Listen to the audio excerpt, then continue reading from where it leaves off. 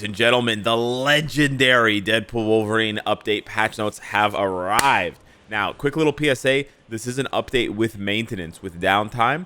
So you're not going to be able to play the game as of like 6 or 7 p.m. Eastern time, and then it's going to, the game will be back up for you to download and play at about 2 or 3 a.m. Eastern. Very, very late, but doesn't matter. I'm going to wake up. We're going to be live here on YouTube as always, checking out the update first thing, so you don't want to miss that. You want to be here on YouTube to check out the live stream. Now, let's just dive right in to see what we've got here. Cassandra is going to be a brand new character. She's a native tier 1 who can go all the way up to tier 3.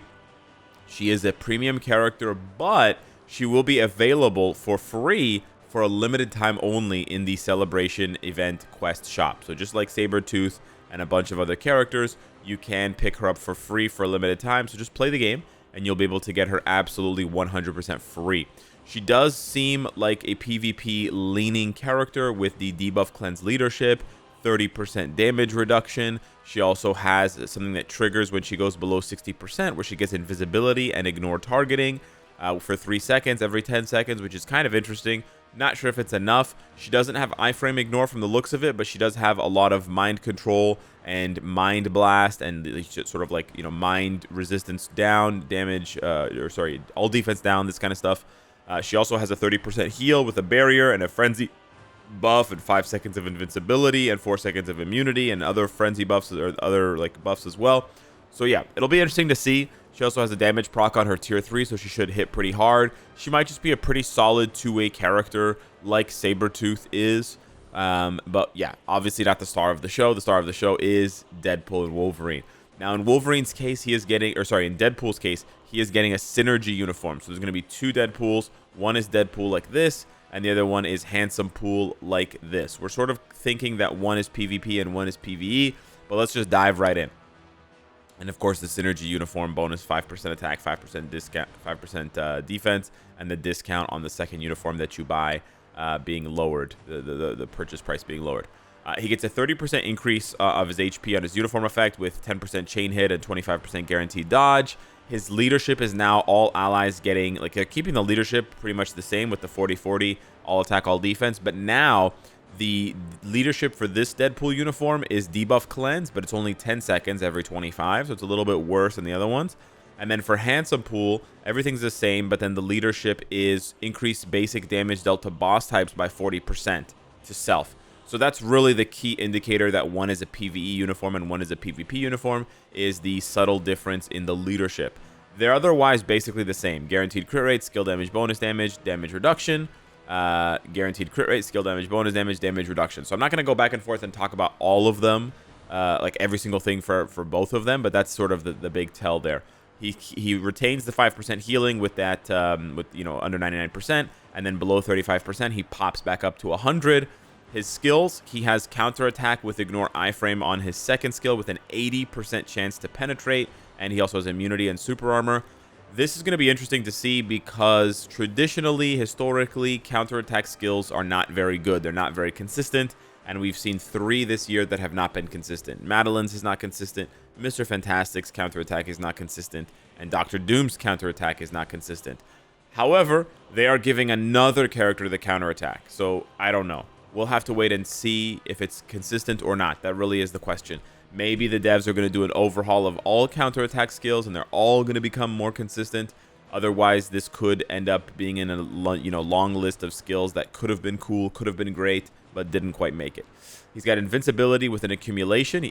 I thought the only accumulation only appeared on Handsome Pool, but it appears on both uniforms, so they both have accumulation when dealing damage. And then his 5th skill has a bunch of buffs and a bunch of debuffs to the enemy. So pretty interesting there. Obviously PvP focused. The Handsome Pool uniform, again, very, very similar. The only difference being he doesn't have the ignore iframe counterattack second skill. That one's gone completely. He retains the invincibility, the accumulation, and all of the buffs. So yeah, we'll have to wait and see. But it's pretty cool that he does get seemingly a PvP and a PvE uniform. Certainly, Deadpool has deserved a big upgrade for a long time. And then we come to Wolverine, who a lot of people, myself included, thought was getting a PvE uniform. But now that I read this uniform, I think it might just be an upgraded PvP uniform. It might not be a PvE-focused uniform. So his uniform effect is 20% chain hit, up from 15%, 45 and 40 bonus damage, up from 40 and 40, so it's just a 5% of the skill. And then he also gets, when his HP is below 30%, he pops back up to 100, which is the same as before. So not too much tweaking going on the uniform. Apparently, his ultimate skill is being changed. It's a little bit hard to see where it's being changed, maybe on the hits, but the accumulation in invincibility and penetration and ignore dodge is the same. So maybe it's on the number of hits or something like that. His tier 2 passive remains basically, it's exactly identical as before. And I believe his healing on his 4-star passive is also exactly the same. Yep, ignore defense, 25% damage reduction, and a 6% heal. And then for the skills, he keeps the 5th skill, ignore iframe.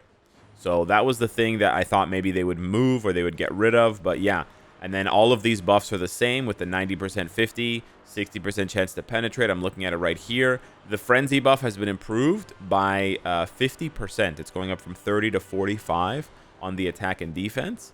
And then instead of being a 40% damage proc for 1 attack, it's a 50% damage proc for 2 attacks. And they actually lowered the cooldown by 1 second. So I actually have some really good news for Wolverine fans. I think they just made him straight up stronger. He keeps his invincibility here. It's still a 13-second cooldown. Yeah, I think they just made... They took away his V-pad on his 2nd skill, but that's okay. I think they just made Wolverine, like, way stronger. They improved his best skill, which is pretty scary. So, yeah, I think Wolverine just gets stronger. I don't know if he's going to be better for PvE, but I know he's going to be better for PvP, which is pretty scary because he's already very, very good. So, yeah, Wolverine fans are eating really, really well. And then Deadpool is getting his tier 4. It's a little bit more unique than normal. He gets all attack buff. He gets damage buff that scales, stacks up to 40%. And then he increases his max HP. So very similar to Wolverine's, a little bit different, but still very, very strong with multiple buffing effects for both offense and defense. Cassandra Nova is getting her tier 3, which looks sort of like a Loki, green, energy, mind blast, sort of Polaris, Enchantress type vibe with a 100% damage proc. So it should hit pretty hard, the skill itself. We'll have to wait and see if it's cancelable or stackable or anything like that. And then, this is why I said, you want to save some of your world boss runs for after the daily reset for after the patch notes, or after the patch is applied, right? Not just for Deadpool to get his 2nd potential, or Wolverine if you're still working on it, or Cassandra, but also because of Negasonic Teenage Warhead, Jubilee, and Dazzler. So there's actually 5 characters who are getting their potential, either 1st potential or 2nd potential in this update. So you got Deadpool, Cassandra, Negasonic, Jubilee, and Dazzler. So this is huge. 3 new characters are being taken out of the slums of tier 2 and being added as Transcendence. Negasonic, Jubilee, and Dazzler. So they're getting a combo attack here. Again, we love seeing tier 2 characters being upgraded to tier 3 or Transcendence, so that's fantastic. This Transcendence skill looks pretty cool, but the biggest win here, the biggest plus, the biggest, upgrade for players is Dazzler. Dazzler's now going to be available for World Boss Legend. She is a top tier mutant support character, and she's only going to get better because of her new artifact. So get your hands on Dazzler if you didn't already, because now she is super relevant, not just for ABX, ABL, and I guess World Boss Ultimate, but now she'll be available for GBR and the all-important World Boss Legend. So absolutely huge day for mutants here. They're going to be clapping dicks left and right. Now we get to the Doctor Doom buffs, or should I say Doctor Doom buff. There's actually only 2 buffs to Doctor Doom, which I think is going to disappoint some players. You have the 2nd skill, which they're adding remove all debuffs. So his 2nd skill is getting a quick cleanse, which is useful, and Commander actually did request this, but it doesn't. It's unclear if it's enough of a buff. But then they are also changing the order of skills that he uses on autoplay. That is good, particularly for things like Conquest and Otherworld Battle, where you have to play on auto, right? With Timeline Battle, I know you can choose to play manually, but Otherworld Battle, Conquest, you have to play on auto. So it's interesting here. If he opens with his 3rd skill, if he does things differently, I think he could be a lot stronger. That was something that I noticed when I was playing with Doom. We'll have to wait and see how much stronger this makes him, how much more consistent his 2nd skill is. That was the other issue, that the counterattack wasn't consistent. If the debuff cleanse makes the 2nd skill consistent, then maybe this is all they need to do for Madeline and Mr. Fantastic to make their counterattack skills more consistent, right? I'm not exactly sure. I'm just checking here. Madeline's counterattack skill does not have debuff cleanse. So I don't know. Maybe that would help. Again, this does seem very light on the buffs. But then again, if they don't want Doom to be the star of the show and they want, Deadpool and Wolverine to still be the focus here, then maybe this is enough to still make him relevant. I don't know. We'll have to wait and see. I'm sort of like, I have a mixed reaction to this. They're also bringing back a 40% discount to Doom's uniform and the 5 optional uniforms. So it's like a nice little apology, I guess, sort of like pseudo apology. So that's nice. So you don't have to pay full price for it if you missed out. There's no FOMO bullshit going on, which is nice. We also have the Alliance Conquest improvements. So these are huge. So they're decreasing the playtime from 4 days to 3 days, like 3RL said, and they're reducing the battle phase time from 2 hours to 1 hour. So it's only going to be 3 hours a day for 3 days. So a total of 9 hours, down from a total of 6, 12, 18, 24. Yeah. So it's going from 24 hours to 9, which is crazy. It's almost a third of the time, which is fantastic. And now there's going to be a point system where your alliance will gain bonus points after conquering areas and keeping them according to how much time you've kept the area. So once you conquer a zone, you will start to accumulate 1 bonus point for each 5 minutes in each area. So if you conquer 3 areas in rapid succession and then 10 minutes go by, you will have gained 2 bonus points in each zone for a total of 6 bonus points. And I believe those bonus points are bonus stars. But it's unclear whether it's all 1-to-1, right? If 1 bonus point always equals 1 star, or if there's some sort of like scaling. At first, 1 bonus point equals 1 star, but then after the first 10 stars, then it's 2 bonus points for each star. We don't know exactly how that works, how that's balanced, but that is the case. However, you don't lose bonus points if you lose a conquest area. So any of the bonus points that you accumulated during the conquering time, whether it was 5 minutes, 10 minutes, 15 minutes, it's always 5-minute increments. Once you lose that area, if you do within the hour, the bonus points are not taken away.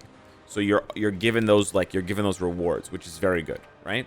And then you cannot gain any points in the starting area and the dispatch area. So there's a couple of zones where you start out in, where you can dispatch characters to. Those areas don't generate points, which makes sense. So I think this is an interesting change. I think it certainly changes and will have impact on the dynamic of Conquest and how zones are valued, right? A zone may be valuable more so because the 5-minute timer is coming up rather than a zone that's already been conquered for a long time, right? Especially if it's a zone that's just 2 stars or whatever. But it makes all zones a little bit more valuable overall rather than most of the fighting happening for 5, 6, and 9, I believe. And then they've changed the existing seal effect. It's been deleted. So there was a seal effect that allowed you to lock a zone for 15 minutes. Obviously, that's kind of OP when you only have a 60-minute total timer. So they're getting rid of that. They're probably replacing it with a much shorter timer. In the clip here, and in the screenshot, it's 3 minutes and 54 seconds. So maybe it's a 5-minute lock. We don't know. But yeah, certain special and dispatch abilities have been changed due to changes in conquest timer and seal effects. We're gonna have to see that in game. They don't have the patch notes for that. So they say it's now advantageous to conquer many areas as quickly as possible and then defend them. Basically, you want to race versus another alliance or versus the other alliances. And from this screenshot, it seems like it's confirmed that it's 1v1v1 still, which is kind of an L. It is an L, but we can't win them all. But it basically seems like the strategy may be to try to conquer all areas as fast as possible, and then sort of force your opponents to dig through and power through your defenses, to get, and then you sort of accumulate points in the meantime. So it'll be interesting to see how that dynamic plays out in a 1v1v1. Obviously, it still allows alliances to do corny 2v1 situations. Obviously, it still allows Axis to be, losers, but it is what it is. They're winners in some sense.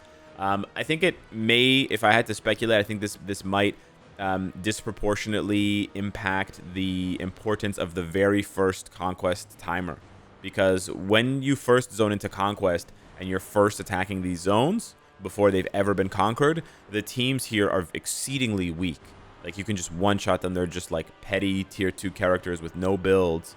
But getting that initial conquer and setting your defensive teams there that are powerful will give you a huge leg up right at the beginning.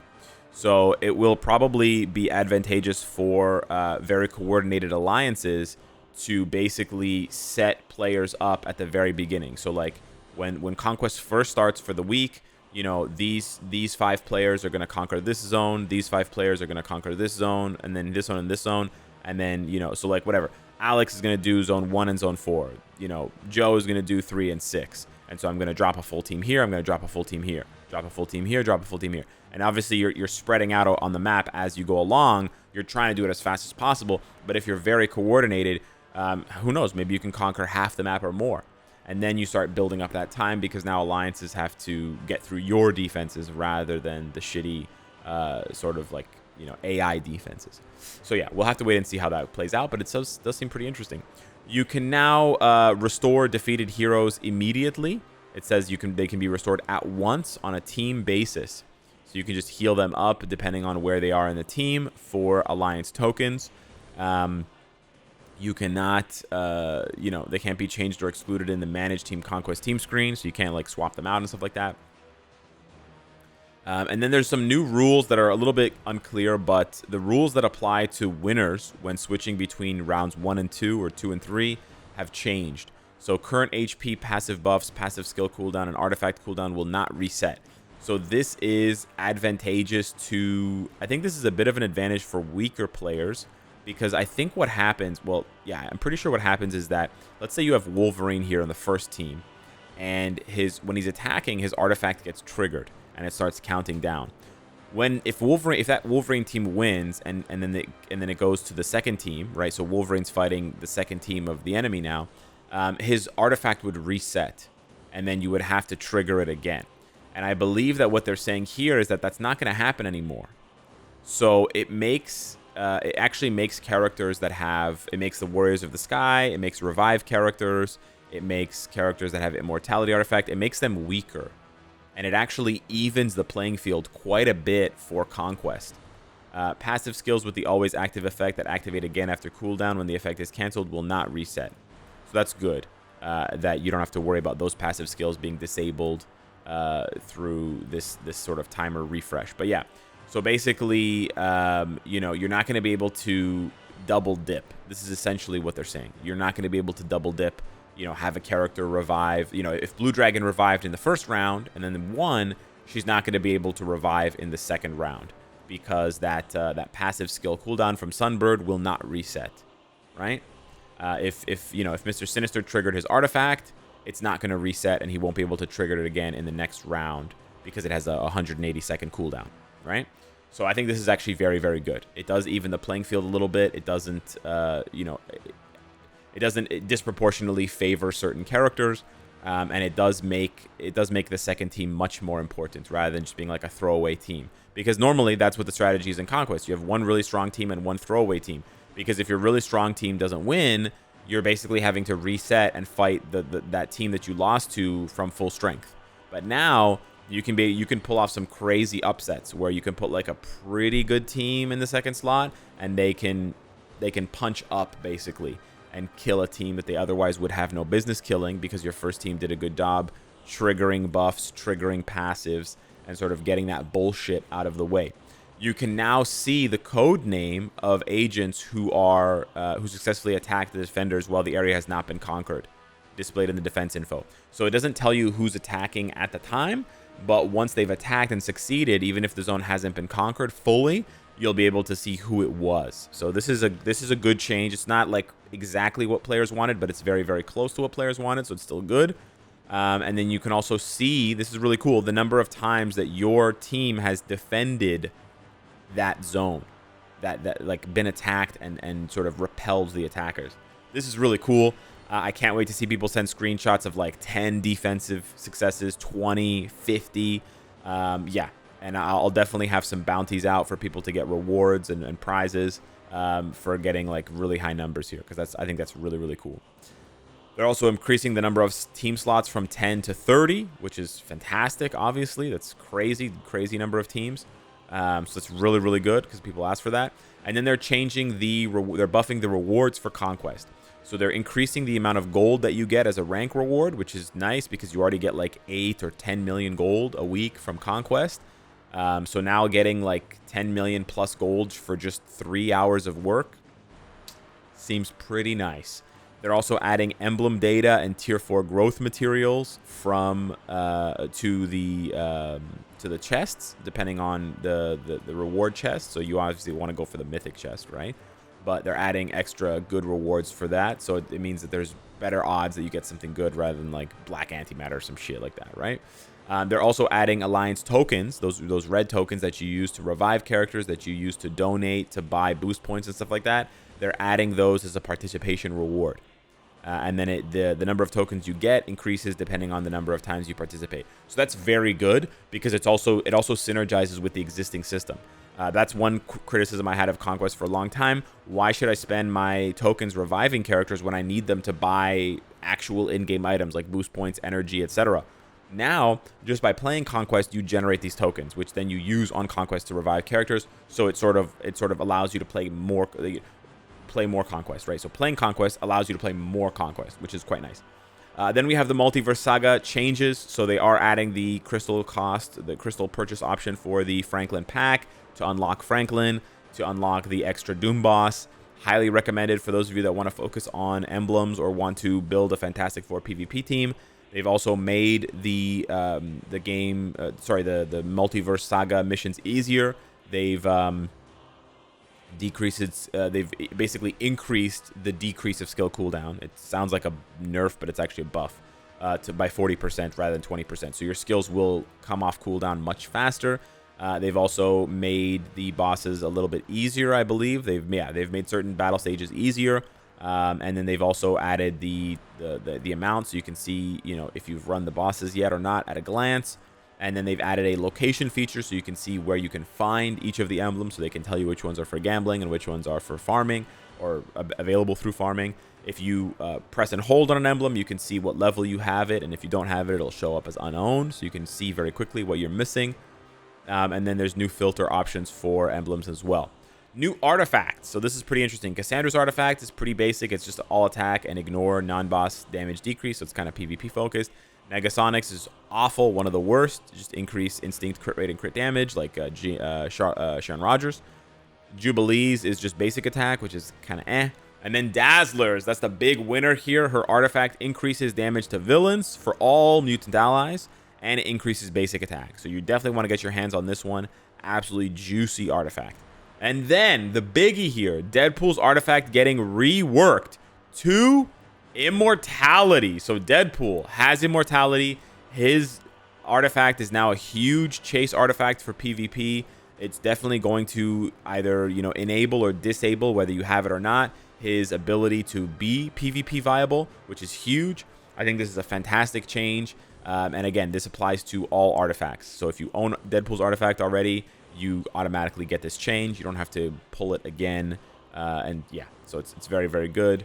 And yeah, you probably want a 5 or 6 star version to get the maximum number of seconds. It's exactly the same as Wolverine's and the others. So yeah, we have the new Future Pass and stuff. We have some cool new icons there. We have the uniform collection. We have some new quality of life changes to improve the stat effects that you get from leaderships and team up bonuses and stuff like that. So you can see that at a glance more easily. You have a favorite option for Otherworld Battle, which is very nice. So you can easily see your favorited characters and go back to them and set them on teams faster. They've added an ability search, ability filter on World Boss for strikers. So you can just quickly ability filter for agility or agent or whatever, leadership, and then just boom, boom, boom, tag all the characters that are applicable for the stage. They've also added a little magnifying glass so you can see all of the restrictions for World Boss Legend, even if you don't have the stages unlocked. So you don't have to go and open a separate browser window and go to a website. So very nice quality of life changes. They've also improved the guided quest for new and returning players. So if you have not started a guided quest for any of these characters, when you do, you will be prompted to get their latest uniform at a steep, I believe it's a 50% or 60, yeah, 50% discount. So this is very, very nice. Never pick Rocket, by the way, or Groot. But yeah, before it was showing like the Fear Itself uniform, the Love and Thunder uniform, the Anniversary uniform, and now it's updated to being the newest uniforms. So that's very, very nice. And then they have some new sales, which are very interesting here. I don't know if this is a typo, but this is a $20 pack with 2,200 crystals that has 100 million gold. That's absolutely crazy. And a 20-day gold booster. I'm going to be buying that. That's insane. That's insane. This will solve gold for a lot of whales, which is crazy to say. That's an insane deal. And then we have this deal here, this upgrade pack for $5, which is honestly not bad with 1,000 black antimatter and Nornstones. It's actually pretty good. This one here, same sort of thing, 1,000 of each for $5. Honestly, pretty good. This one here with tier 3 materials for $20. It's okay, to be honest. It's not bad. This one here with tier 4 materials, it's actually the same one. This is honestly 2,000 carbo for $20 with 500 crystals. Not bad. I'm going to be spending way too much money here. Almost 2,000 soul the Faltine for $20. Hey, sign me up. And then this one's crazy. It's 100 crystals for $8, but it gives you a 24-hour custom gear remover. Now, it's unclear if this applies to all characters on your roster or just one, but if this applies to all characters on your roster, this is going to be one of the best items in the game. And I will be buying it as many times as I can, as often as I can, because that's crazy. If it only applies to one character, I'll still buy it because it helps me make videos, but it won't be as helpful as if it applied to all characters. So yeah, this is absolutely nuts. Absolutely nuts. Really, really nice stuff. Yeah, and then they have a bunch of quality of life, bug fix improvements and stuff like that. And then yeah, then that's the patch. That's the update. So yeah, very nice stuff here. Very, very, very good update. Honestly, one of the best updates in recent memory. Easily, tons of changes, tons of upgrades, tons of meta stuff, tons of stuff to build. Really, the only downsides are not Conquest, Dr. Doom. Right, we're just gonna have to see if this is a big enough buff for him. But I'm giving this a 9 out of 10. Easy 9 out of 10 patch notes. Easy, and it could easily be a 10 out of 10 depending on how well it plays in game. Anyways, hit me up in the comments down below. Let me know what you think of the patch notes. Thank you so much for watching the video. Smash the like button if you enjoyed the content, and I will see you tonight on the live stream. Take care.